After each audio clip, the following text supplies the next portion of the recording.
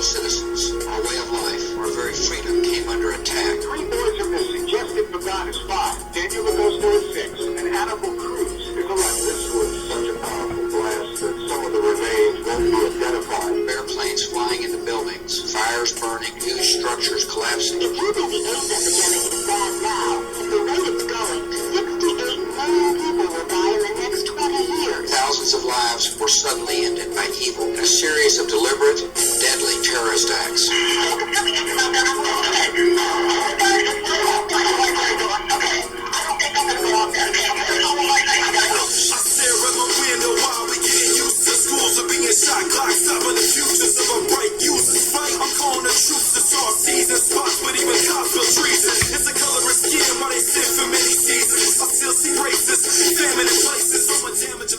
Hey, how you doing? Jason Kuhn here, FEMA Region 5, giving my Facebook article updates for September 24th, 2013. We'll jump right in it.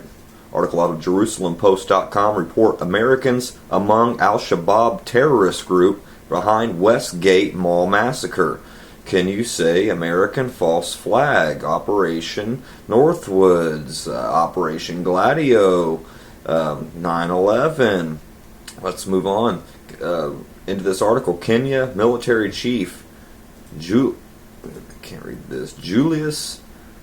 Garangi said Monday that some of the Al-Shabaab terrorists involved in the attack of the Nairobi's Westgate shopping center may be of American citizenship. Many witnesses said they heard the attackers shouting commands at each other in English during the attack, which killed 62 people. Garangi insisted that the gunmen inside the mall were clearly a multinational collection from all over the world. Wow. So it looks like it wasn't Muslim Islamist extremists trying to kill Christians. It was white American, probably Israeli Mossad Jews there to kill Christians. Let you stew on that for a minute. Let's move on. RT.com, 2 or 3 Americans and 1 Brit among Nairobi mall attackers. At least 3 Westerners were among the militants that perpetrated the Nairobi mall siege. Kenyan Foreign Minister Amina Mohammed said the militants vehemently denied the claim, also adding that they are not defeated and fighting has just only started. Reports of shooting came after the Interior Ministry assured the public that its forces were in control of the situation after freeing all hostages. The gunshots were accompanied by an explosion and followed by security forces carrying a body out of the mall, the AP reports. So it looks like we have a Russian news organization, a news outlet, saying that Americans and Brits were involved. Let's move on. WND.com, did Americans help plot Kenya terror attack? Just days after Muslim terrorists stormed a shopping mall in Kenya, killing at least 68, the Taliban is suspected of orchestrating a suicide bomb attack on a historic church in Pakistan, killing at least 78. The latest attacks this morning in Peshawar, Pakistan, occurred as hundreds of worshippers were coming out of the church in the city's Guwahati Gate district after services to get free meal of rice offered in the front lawn, said a top government administrator. U.S. officials estimate that as many as 50 Americans have traveled to training camps in Somalia, the home of the terror group, over the last 6 years. Let that sink in. Just last month, the group released a video showing 3 young men claiming to be from Minneapolis, who the terror group said later died as martyrs. This is the best place to be, honestly, one of the men says. I can only tell you from my experience being here, that you have the best of dreams. You eat the best of food. You're the best of the brothers and sisters who came here for the sake of Allah.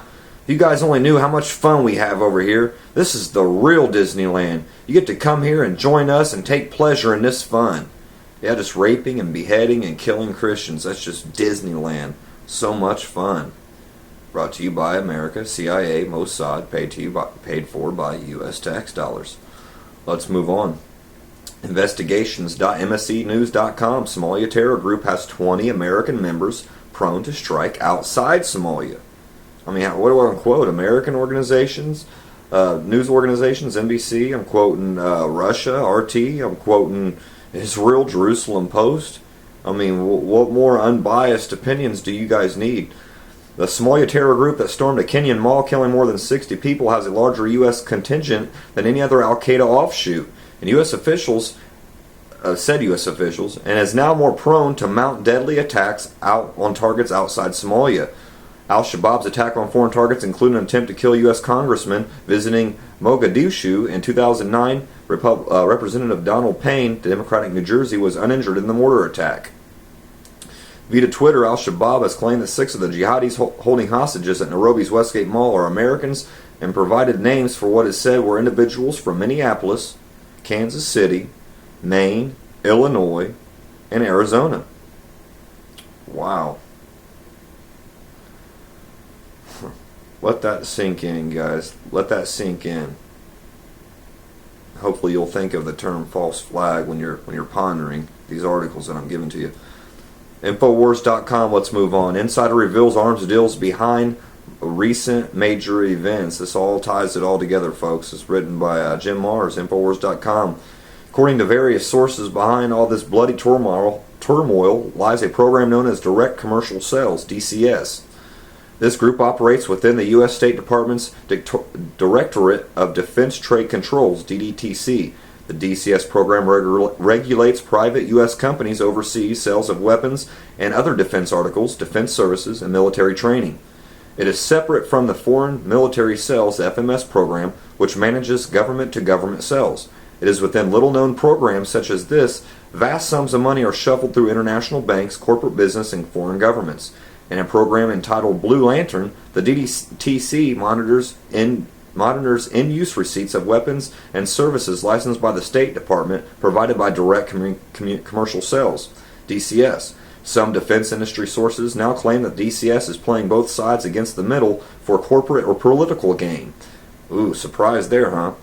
Such activity has been traced back to operations in Cuba in the 1950s and the 60s, the Iran-Contra scandal of the Reagan administration, and long-lost war on drugs.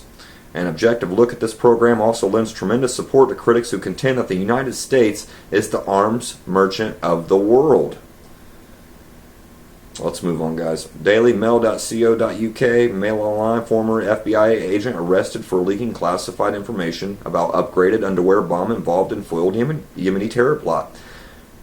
This is an article. This ties into the other articles. If you're in the government and you whistleblow on these type of false flag, fake terror plots, they're gonna lock you up, just chase you down and make you run to country like Snowden, lock you up like Manning. And now this guy, a former FBI explosive expert, has been charged with leaking the classified information about an upgraded underwear bomb involved in a foiled terrorist plot in Yemen. The leak led to a second controversy as it was revealed that the Attorney General's office seized the Associated Press's phone records when they were trying to discover the reporter's source. Donald Sachleben has pled guilty of revealing the information. He was also charged with distributing child pornography and now faces a total of 11 years, 8 months behind bars for 2 crimes. This guy wasn't distributing child pornography. That's a way of blackmailing you and getting you busted and getting a public opinion swayed against you in the public's eyes. Let's move on, guys. Another Mail Online is Wi-Fi frying our brains. Fears that could be electrosmog could be harming humans. Wow. Research in the Netherlands suggested that the outbreaks of bleeding bark and dying leaves, which have lightened the country's urban trees, may be caused by radiation from Wi-Fi networks now so integral to life in offices, schools, and homes. As a qualified electronics engineer, I'm not surprised by such findings. I have long been concerned about the harmful effects of electromagnetic radiation emitted not only by Wi-Fi devices, but many other common modern gadgets, including mobile and cordless phones, wireless games, consoles, and microwave ovens. Much though I love trees and worrying though I find this research, what really unnerves me is the effect these electromagnetic fields or EMFs are having on humans, surrounding us as they do with a constant cloud of electrosmog. Wow. So there you go, all this Wi-Fi technology, get wired, if you can have a wired phone, go back to the wired phone. There's no sense of having a cordless phone if you don't need it. If your PlayStation is right by your modem or your Xbox, plug it up to your modem. No sense of having Wi-Fi on. Same with your laptop. Like me, I have my laptop hooked to my TV in the living room. There's no sense of having that Wi-Fi. My modem's right next to it, so plug it in cordedly. Let's move on, guys. Truthmedia.com. Cancer officially #1 cause of childhood deaths in the U.S. ABC News is reporting that cancer has officially outranked every other cause of childhood death in the country. Quoting ABC, cancer is the leading cause of childhood death in the United States with 13,500 new diagnoses each year, according to the American Cancer Institute. One of every 300 boys and one of every 333 girls will develop cancer before their 20th birthday, according to the American Society of Clinical Oncology. Cancer in America has seen a sharp increase over the last 100 years across all age groups. Data from the U.S. Public Health Service estimates that cancer death rates in 1900 were 64 per 100,000.